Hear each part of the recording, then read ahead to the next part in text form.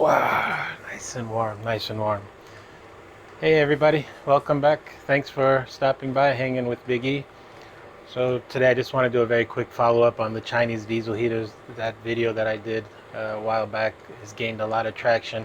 So I just wanted to do a quick follow-up video. So as I'm sitting next to it here, is blowing nice, very warm air. Uh, it's running at about 1.5 hertz for those of you that know, but basically it's 1.5 pulses of fuel per second per unit. So the combined is 3. Anyway, I normally will start it up about 30 minutes before I come into the workshop. It'll kind of break that chill, and then after that I'll start ramping it down. I mean, I'll start it up at full throttle, and I'll just start ramping it down. And it keeps it at a very comfortable 65, and then it'll creep up. Right now it's 26 degrees outside, I believe. It's even getting lower, and yet it sounds, it keeps it very warm. Let me step back to where I normally work so you can see the difference in sound. So this is what it will sound like here, and as you can see, it's actually the power supply is louder than the than the diesel heaters at this particular setting. Yes, when it's at full throttle, it sounds like a jet engine, but hey, I like it.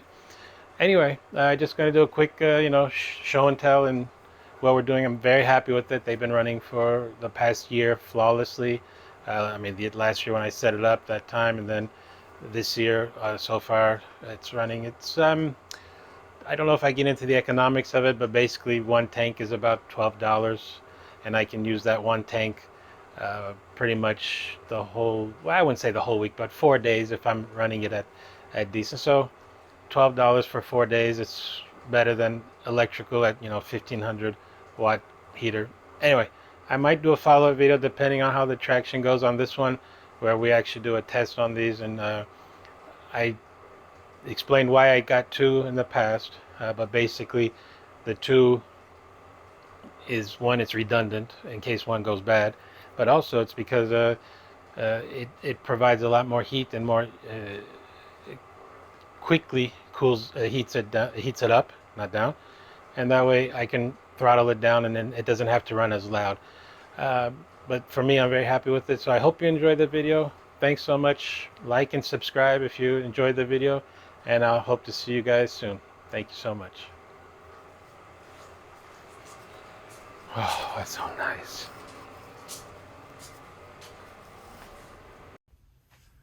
Hey, okay, I just want to make a quick follow-up video on the Chinese diesel heaters. So I don't know if you can see that. So right now in the garage it's 49 degrees, and this is the work area. So I'm going to fire them up. I made a few changes on the layout, but basically it's the same thing. Just used EMT tubing rather than the black pipe as a down pipe.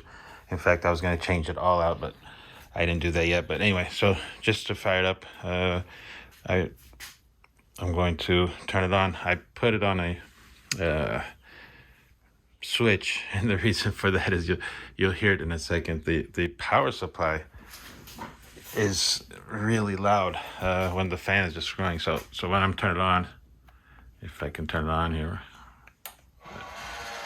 so you see it came alive. But yeah, that noise is the power supply, and it is extremely loud. But anyway, I showed you the temperature. It's 49 degrees now. The reason I bring this up is because I actually did do, playing around with it so much. Did I turn it on? Okay, we got them on now. And they were actually set at very low settings. So anyway, we'll come back in a few minutes. This goes through the ramp up cycle and everything, and then we'll just see how it heats up this area. So again, just to confirm, it's 49 degrees right now. All right, we'll see you in a bit when it warms up. Okay, so about, I'd say half an hour later, we are at almost 60 degrees. It's now comfortable enough. But the thing that I want to actually share with you guys is I used to keep this running at the full throttle, where it was just blaring full, and that would use up a lot of fuel, and also it would make it so it wasn't yeah, it didn't change the temperature drastically. But when I put it into this mid-range area, a little bit above mid-range, it's actually producing very considerable heat. A little less flow, but it's good enough to heat up the garage. And a couple of different things that I mentioned. I actually put a fitting on here. Let me find that fitting. I want to show you guys that fitting. Give me a second. Okay, so I put this coupler, 3/4 inch or 3/4 inch coupler, and ironically, there's just a little bit of, cleaning up the exit.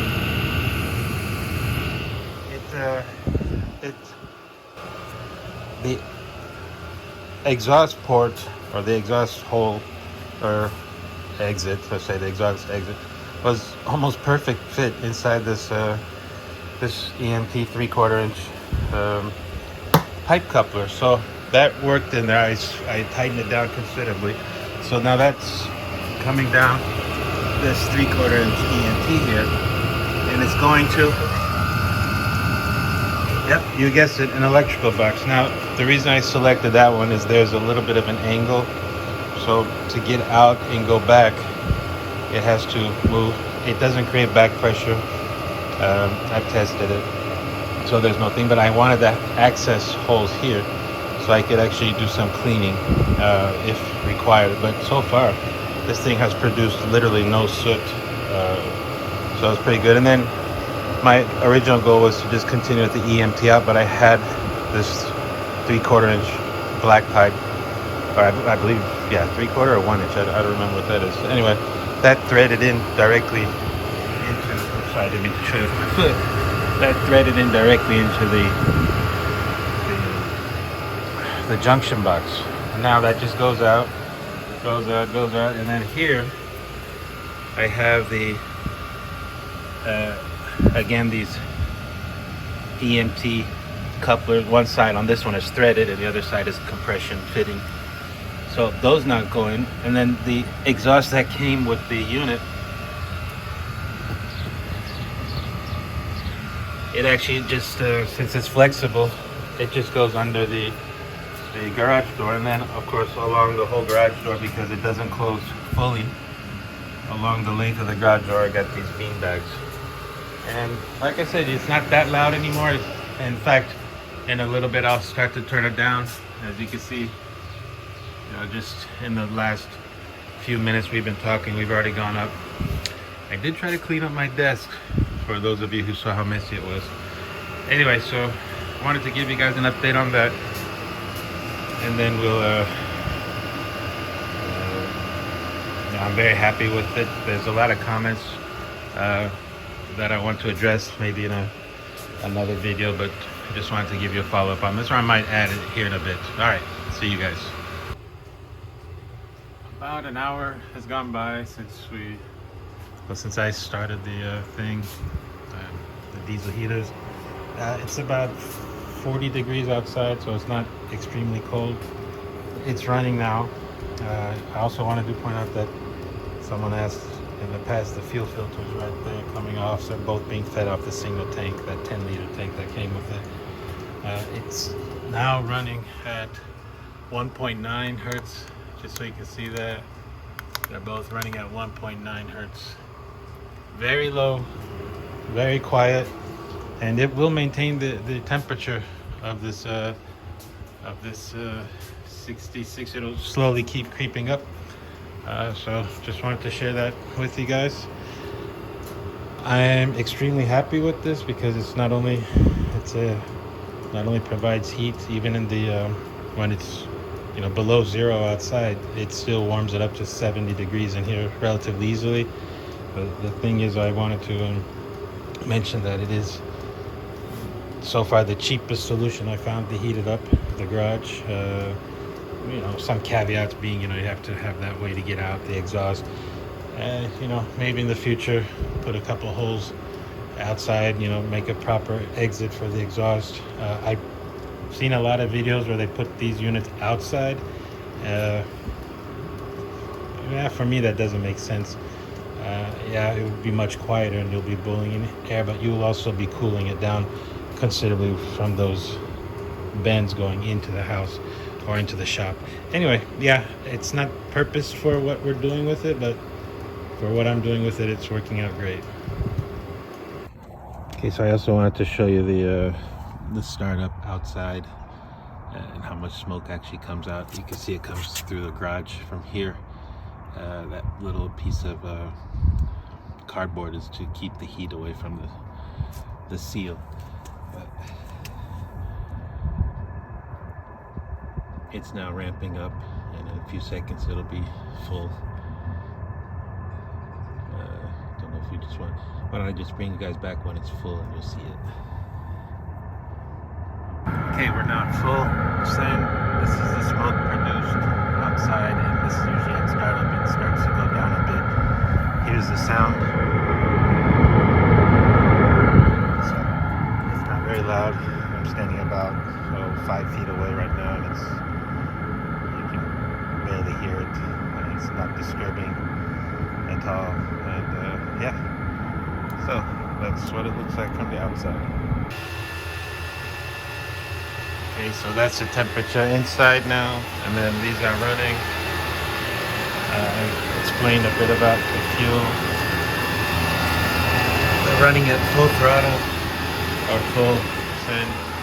It's been 6 minutes since I started them up. I do shut the power off every night, and then you can see that right now. According to these readings, it's 4 degrees in here. Outside, it's in the mid to upper 20s. So I'll bring you back in about an hour. You saw the 4 minutes. We'll see the temperature, and then I throttle them down quite a bit. It saves fuel and it keeps the temperature and also the noise level. Okay, so it's now at 12 degrees. It's been on 4. Oh, you can see that maximum 4.6 or 5 is the maximum I can get out of these. And then I want to see, how do I get the thing out? Oop. Oh, there, I just passed it.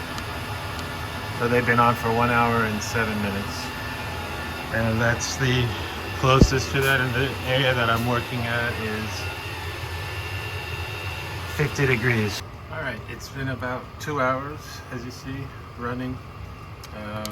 You can see that it's now up to 17 degrees Celsius for you metric guys and gals, and this area that I work, usually sit around on the bench and all that, it is now about 60, comfortable enough to use, I don't need a sweatshirt or anything like that. And that, the fuel tank that you see here, that fuel tank, that's running, that's fills up 10 liter, I guess. It fills up for roughly around $15,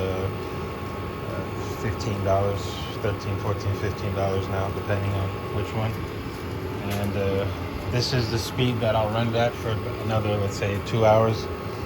The amount of fuel that you see here left, it's a little less than half. That will last maybe at this speed, definitely the whole day, maybe into the next day as well. And then I will turn as you can see, I've turned the speed down to 2.3, 2.4 hertz, which, that's the way that they're done.